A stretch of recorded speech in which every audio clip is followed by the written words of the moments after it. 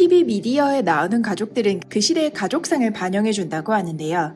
30년 전쯤에는 어떤 드라마가 있었을까? 대추나무 사랑 걸렸네, 전원일기, 사랑이 뭐길래 등 아예 제목조차 익숙하지 않은 분들도 계실 겁니다. 대부분 4인 가족도 아닌 대가족의 모습을 하고 있는 경우가 더 많았습니다. 당시에도 대가족의 형태보다는 핵가족의 형태가 더 많았을 것 같은데 어쨌든 공감할 수 있었던 가족 형태였던 것은 맞았던가 봅니다. 자, 그러면 최근의 가족 형태는 어떨까요?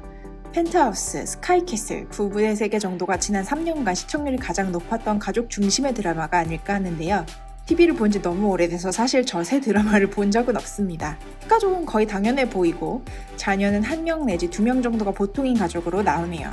뿐만 아니라 이혼 가정, 쌍둥이 자녀, 편부모 가정 등 30년 전에는 주류의 멤버로 나오지 않았던 캐릭터들이 전면에 나왔으면 이 시대가 그렇게 변하고 있다는 반증이겠죠. 자, 그런데 미래학자들은 미래는 가족이라는 형태가 사라지게 될 것이라고 얘기했습니다. 이것이 사실이라면 인류 역사상 처음으로 맞이하게 되는 형태가 아닐까 하는데요. 도대체 어떤 근거로 그런 얘기들을 하는 것일까요? 미래 3분. 아직까지는 사회적 인식이 동거 커플에게 바람직한 시선을 보내고 있지 않습니다. 경험이 있더라도 쉬쉬하는 편이겠죠. 2014년도의 자료이긴 하지만 혼인, 사별, 이혼, 별거, 동거, 미혼 등의 전체 형태에서 한국은 혼인과 미혼의 비율이 전체의 94.4%나 차지합니다. 동거의 비율은 불과 0.2%밖에 되지 않았죠. 그렇다면 다른 나라는 얼마나 사실혼 커플이 많을까? 역시 같은 해 OECD국의 비혼 출산 수치를 보면 힌트를 얻을 수 있습니다.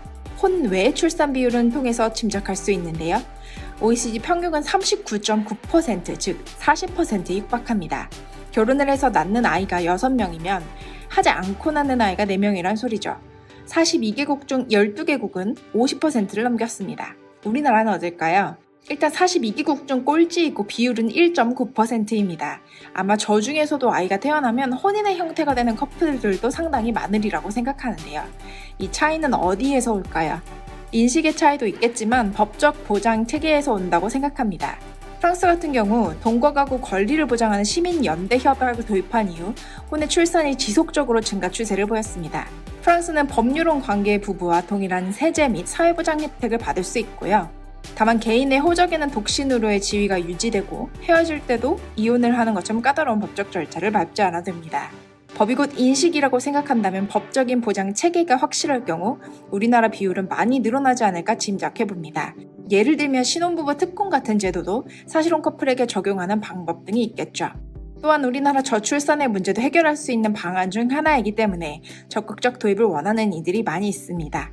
정통적인 가족의 형태가 대부분의 나라에서는 미래의 일이 아닌 현재 진행형이 1인 셈입니다. 이것은 1인 가구 축이 늘어남에 따라 자연스럽게 증가되고 있는 주거의 형태인데요. 본질적인 이유는 높은 보증금과 월세 때문에 혼자서는 부담스러워서 경제적인 부분의 이득으로 시작되고 있었습니다. 집세뿐만 아니라 대청소 서비스, 에어컨 필터 서비스, 정수기 정기 점검 등 혼자서는 감당하기 힘든 것들을 나눠서 낼 수 있다는 점이 장점으로 떠오릅니다. 문화적으로도 내가 원하면 거실과 부엌으로 나와서 집안의 사람들과 대화를 나누고 혼자가 편하다면 방으로 들어가면 되기 때문에 개인적인 성향이 현 세대들에게 잘 맞는다는 평이 많습니다. 쉐어하우스는 이미 서양에서는 보편적인데 특히 성인이 되고 나서 독립을 하는 것이 보편적인 문화권에서는 처음에 정착할 만한 여유 자금이 부족하기 때문에 서로가 서로의 편의로 인해 모인 곳에서 시작했습니다. 일본도 1980년대부터 시작했으니 그 역사가 짧지 않죠. 해외의 경우 자녀들이 독립하고 배우자와 사별하는 등의 1인 가구들을 위해 시니어 쉐어하우스도 보편적입니다. 덴마크의 미드고즈 그룹펜, 스웨덴의 페르드크네펜, 핀란드의 로프키리 등 북유럽에서는 이미 하나의 주거 형태로 자리 잡은 지 오래입니다. 1층에 공동거실, 식당, 부엌, 창고를 같이 쓰고 본인들이 집으로 들어갈 수 있는 아파트의 구조입니다. 공용 시설을 같이 쓰는 것뿐만 아니라 요가나 청소 등을 같이 하고 문화활동을 같이 즐길 수 있어 노년의 외로움을 상쇄할 수 있는 최적의 주거 형태라고 평가받죠. 특히 미래의 노년의 인구가 폭발적으로 늘어날 우리나라에서 많이 생겨날 대안의 주거 형태라고 보고 있습니다. 제가 지속적으로 영상에 말씀드리는 것 중 하나가 일자리의 프리랜서와 그리고 글로벌화죠. 우리는 어디에서 일을 해도 상관이 없거나 해외에서 채용되는 사례도 많아질 것이고 해외에서 채용이 되더라도 굳이 그 나라로 가지 않아도 되는 일자리에서 일을 하게 될 것입니다.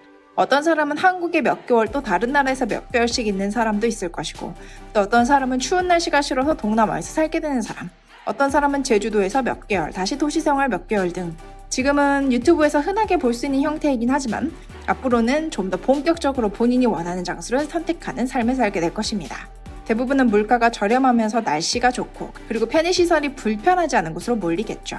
더더군다나 서울에서 부산을 10분대 컷으로 도파할 수 있는 하이퍼루프 시대가 오면 그런 상황에서는 한국에서 정착해 사는 것이 의미가 없게 됩니다.